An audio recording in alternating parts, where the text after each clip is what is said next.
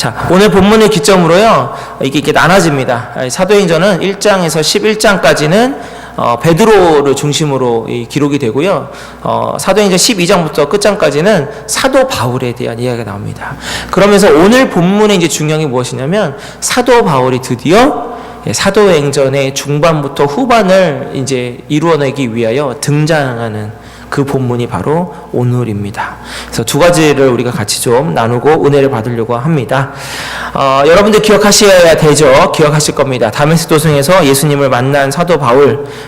근데 하나님의 그렇게 강력하게 콜링을 받았으면 당장 현장에서 투입돼가지고 하나님의 말씀을 전하고 복음을 전하고 능력 있는 그러한 역사들이 일어나야 되는데, 희한하게도 하나님은 사도 바울을 당장 사역의 현장에 투입하지 않으십니다.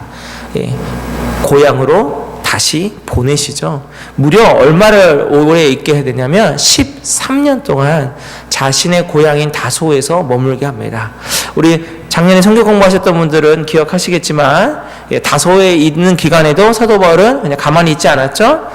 그 지역에서 주님의 복음을 전하고 또 그 북쪽 그 근방 지역까지 개인적으로 복음을 전하는 사역들을 하면서 13년 동안 하나님이 다시 자기를 그 현장으로 불러주실 때를 기다리면서 그렇게 보내고 있습니다. 자, 때가 됐습니다. 드디어 바나바가 친히 바울을 데리러 안디옥에서 다소까지 약 170km나 떨어져 있는 곳까지 가서 이제 사도 바울을 데리고 옵니다.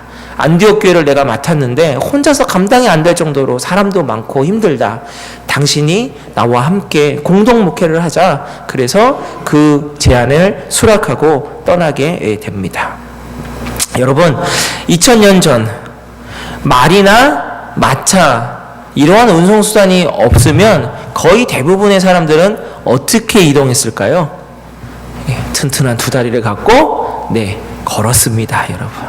자, 그런데 여기 지금 우리가 이제 사진 하나 이제 보여드릴 건데, 여기 보시면 다소에서 안디옥까지 가는 길에는 꼭 거쳐가야 될 산맥이 하나 있습니다. 저기 보시면 이름이 나옵니까? 보이시진 않을 것 같아요. 아마누스라는 산맥입니다. 이 아마누스라는 산맥을 꼭 넘어야지만 안디옥, 아니면 안디옥 밑으로 또 예루살렘이 있으니까요. 안디옥이나 예루살렘을 가려면 다소에서 꼭 저 산맥을 넘어야지만 갑니다. 저 산맥은요, 높이가 평균 3,000m입니다. 3,000m의 산을 넘어야, 그래야 이 길을 갈 수가 있습니다. 자, 성경에서 지금 이 시점에서 보자면 사도 바울은요, 이 아마누스 산맥을 최소 3번은 넘어갑니다. 자, 첫 번째는 언제냐?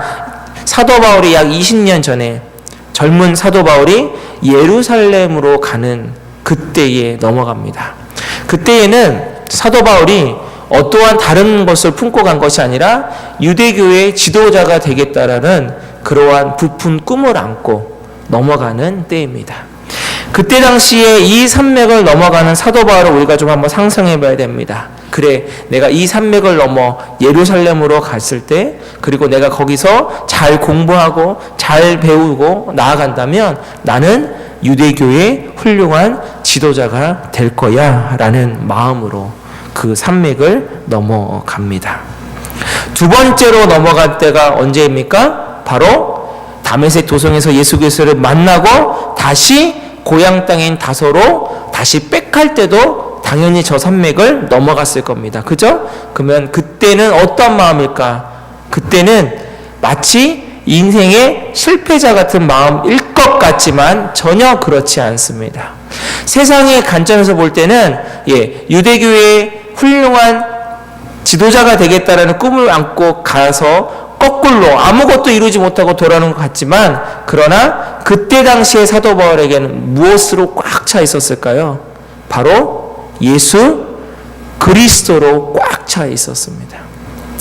세상 사람들이 보기에는 실패자의 인생으로 그 산맥을 넘어가는 것 같지만, 그러나 사도 바울 개인적으로는 세상 그 어떤 누구도 정말 설명할 길이 없는 예수 그리스도를 직접 만나고 예수 그리스도가 자신을 직접 불러주시고 택해 주셨다는 그 기쁨의 감격으로 그 산맥을 넘어갔을 것입니다. 세 번째, 그것이 바로 이제 오늘 본문에 나오는 겁니다. 12년 동안 다소에서 있다가 바나바를 통해서 다시 안디옥으로 가는 그 길. 이 길은요, 이제 예전처럼 자신의 야망이나 꿈을 위해서 가는 것이 아닙니다. 오직 주님의 부르심, 특별히 자신이 그렇게 고대했던 사역의 현장을 향하여 나아가고 있는 것입니다. 바로 그렇습니다. 높은 산맥은 변함없었지만 그 산맥을 넘는 바울은 넘을 때마다 그 자신이 느끼는 의미가 달라지는 것을 봅니다. 여러분, 그렇다면 우리 인생이라는 산맥을 우리가 넘고 있다고 한다면 여러분, 우리의 마음은 어때야 될까요? 우리가 인생이라는 산맥을 넘을 때마다 우리는 더욱더 오늘 사도 바울처럼 더 하나님의 뜻에 가까워져야 될 줄로 믿습니다. 그게 바로 그리스도인이 되어가는 과정이지 않겠습니까?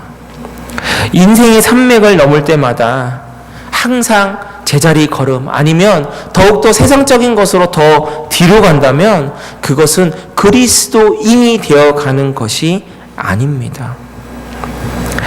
조선시대 한국인 최초의 파송 선교사가 있습니다. 근데 해외 파송이 아니라 국내 파송 선교사인데요. 여러분 이름 들어보셨을 겁니다. 이름도 희한한 희양찬란한 이기풍이라는 분이 있었습니다. 이기풍.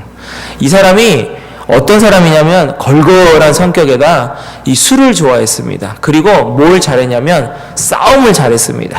술 좋아하고 싸움 좋아한다? 그러면 뭡니까? 깡패죠, 깡패. 네, 깡패였습니다.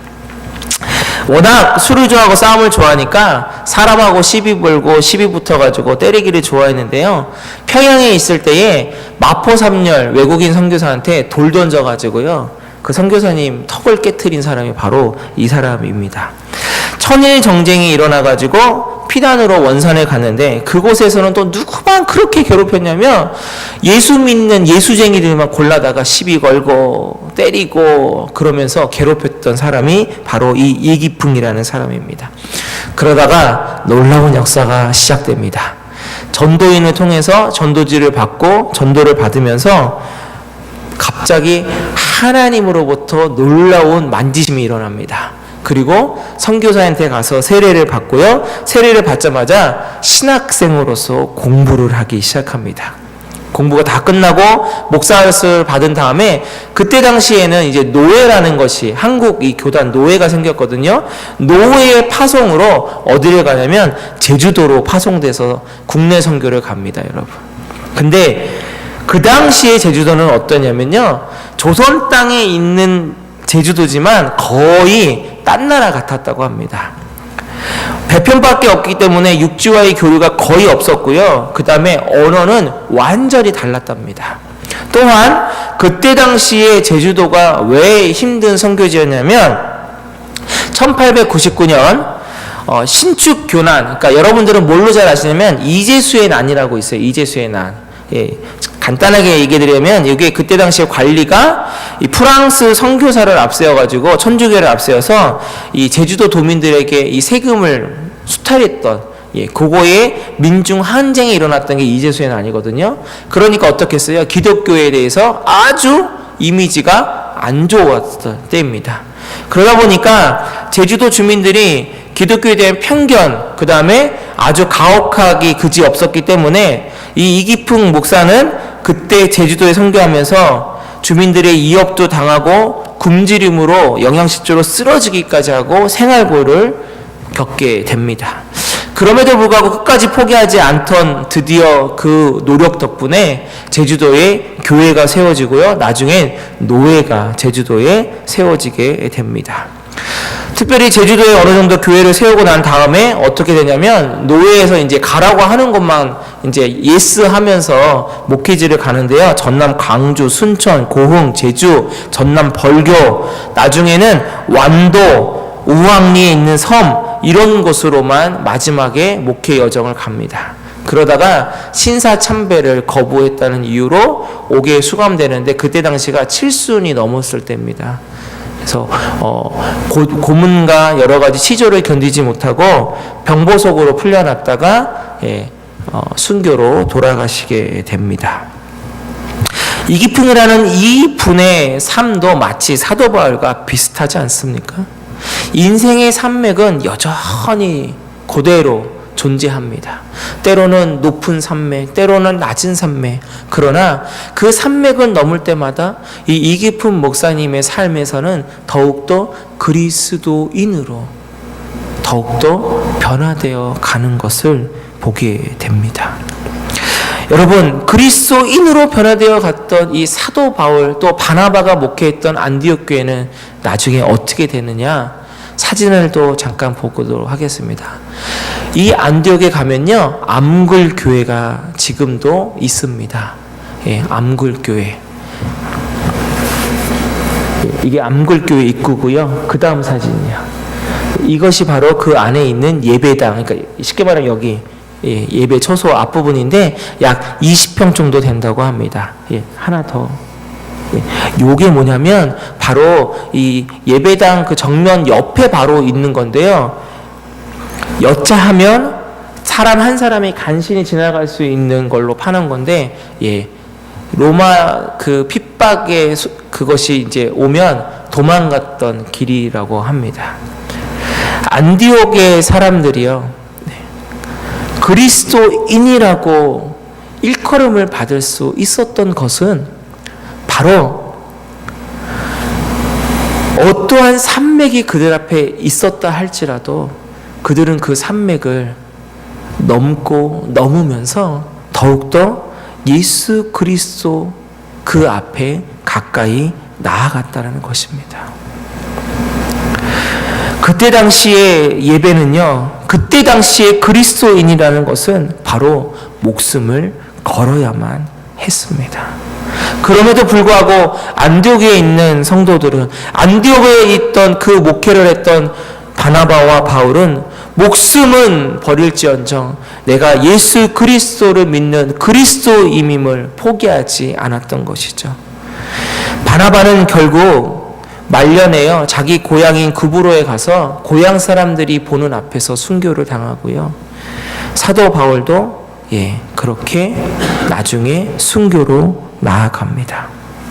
왜 그럴까요? 그들은 그리스도인임을 포기하지 않았기 때문입니다.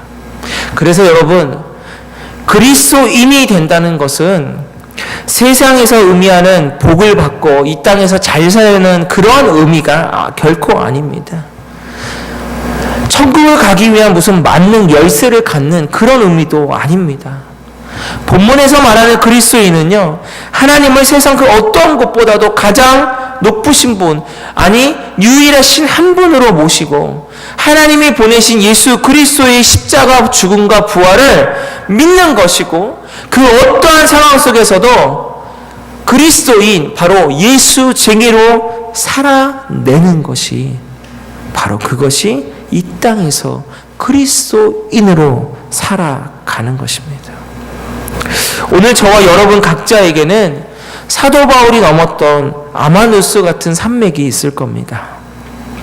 이 산맥을 넘는 기준과 가치와 의미, 이제는 달라져야 되지 않겠습니까? 전에는 나를 위해서 넘고, 나의 성공을 위해서 넘고, 내 자녀들이나 내 가족의 안위를 위해서 넘었다면, 이제는 그 산맥을 넘을 때마다 예수 그리스도를 위해서 넘고, 예수 그리스도를 전하기 위해서 넘고, 세상의 성공이 아니라 복음의 성공을 위해서 이제 우리가 넘어야 되지 않겠습니까? 바로 그때 세상 사람들은 우리를 그리스도인, 예수쟁이로 인정할 것이고요. 더 나아가서 하늘에 계신 하나님도 바로 저와 여러분의 모습을 보면서 그렇게 인정해 주실 줄로 믿습니다. 아무쪼록 그리스도인, 진짜 그리스도인으로 되어 가시는 저와 여러분이 되시기를 주님 이름으로 축복합니다.